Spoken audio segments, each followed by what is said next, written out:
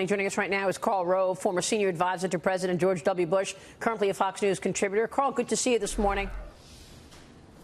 You made me nervous when you said currently a Fox News contributor. Do you know something I don't know? No, I don't. No, we love you, and I know Fox overall loves you. But what's your reaction to all of this, Karl? Look, a gut punch. Rather unusual to have an anonymous op-ed. Somebody clearly wanted to sort of stake their reputation, create a reputation for themselves.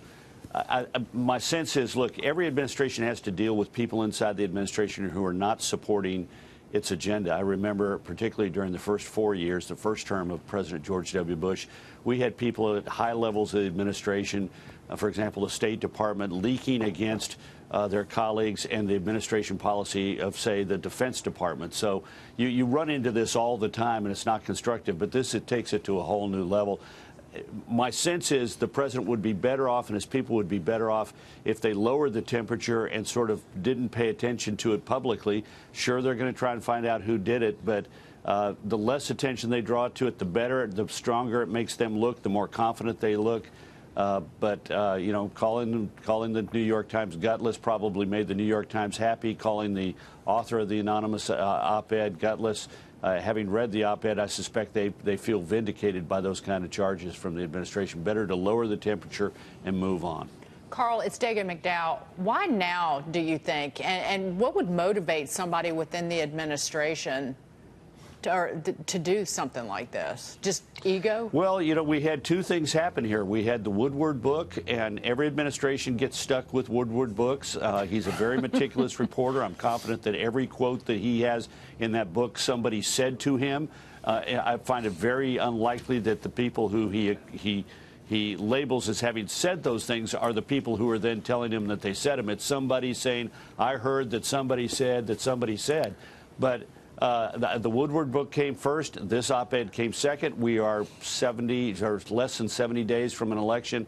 I think it's not a coincidence that this all happened that close to the midterm. Yeah, that's what we were saying earlier. I mean, it also seems to me it's not a coincidence that we're going to have a jobs number come out today and a lot of very good economic information being published just about the same time that we have this tremendous character assassination going on. And that's kind of what this is. It's not anything to do with policy. It's all to do with temperament, personality, et cetera. And it's really just doubling down on the sort of accusations in the Woodward book.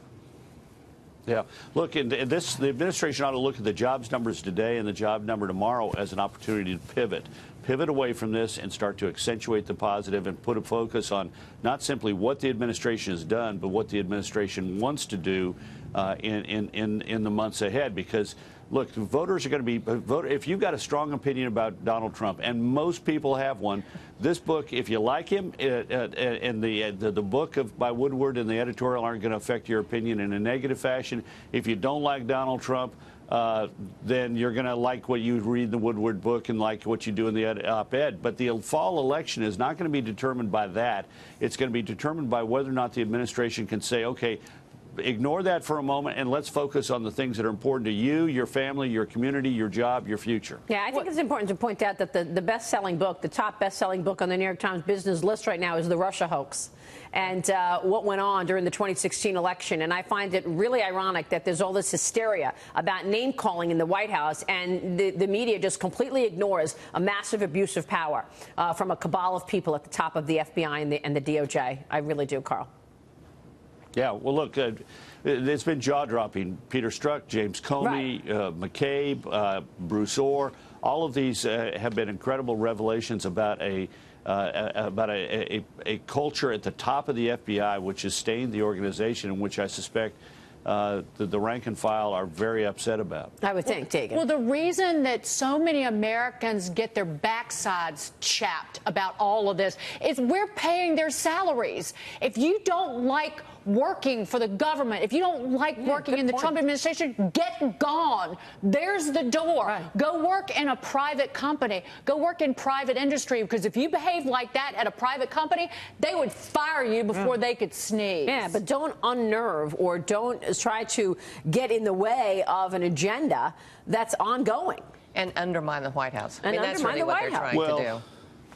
Look, this is all well and good, but let me just tell you, it doesn't work that way. In every administration, you will find people serving in the administration who disagree with a policy decision and will do their best to either besmirch those who supported the decision that they don't like or to try and change that policy. And this is the way the world works. I got to tell you, having been there in the White House for 7 years, that you're going to find people who are serving in high levels in the government who will find something that they disagree with. And even though it is unfair to and disloyal to that administration in which they serve, they're going to go out and leak, criticize, undermine. This is the way the world works. And I understand how uncomfortable it is. I sympathize with the president. The sense of betrayal he must feel is enormous. Yeah. After having had these body blows following on the his longtime lawyer flipping, on having Paul Manafort indicted and found guilty of things that don't have anything to do with the Trump campaign and anything to do with Donald Trump. It even goes beyond that. It's just the resist of anything he's trying to get done. Let's talk about the Supreme Court showdown going on right now. You have a new op-ed in the Journal talking about this, titled "What Kavanaugh Did at the White House," where you write about the Democrats' demand for more Kavanaugh documents and the spectacle that they've created to get a hold of them, like this. Yeah. Watch. I welcome everyone to this confirmation hearing on the nomination of Judge Brett Kavanaugh. Mr. Chairman. To serve as Associate Justice. Mr. Chairman, I'd like to be recognized for a question before we proceed. 2 daughters. Mr. Chairman, I agree with my colleague, Senator Harris. Mr. Chairman, we received 42,000 documents that we haven't been able to review last night, and we believe this hearing should be postponed. I know this is an exciting day for all of you here, Mr. Chairman, and you're rightly proud. Mr. Chairman, if we cannot be recognized, I move to adjourn. The American people. Mr. Chairman, I move to adjourn. Hear directly from Judge Kavanaugh later this afternoon. Mr. Chairman, I move to adjourn.